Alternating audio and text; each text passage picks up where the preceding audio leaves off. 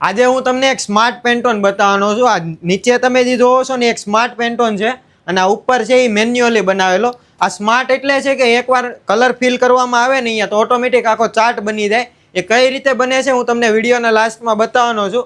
એ પહેલાં તમે કોમેન્ટ કરજો કે તમે કેટલા કલર જોયા છે. હવે આ જે તમે જોવો છો ડિઝાઇનર મેન્યુઅલી એક કલરના આવી રીતના લાઇટ ડાર્કના ટોન મારે. આ તમને ઝાઝો ડિફરન્સ નહીં દેખાય પણ હકીકતમાં તમે જ્યારે જોવો છો ત્યારે આ બધામાં 5-5% ડિફરન્સ હોય છે. જ્યારે આ કલર અને આ કલર મેચ કરો ત્યારે બહુ ડિફરન્સ આવે છે. એમ સેમ આ વસ્તુ છે. આમાં કલર કોડ મારેલા હોય છે.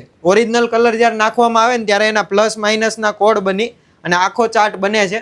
હવે હું તમને પીસીમાં બતાવું કે આ સ્માર્ટ પેન્ટોન કઈ રીતે હોય છે.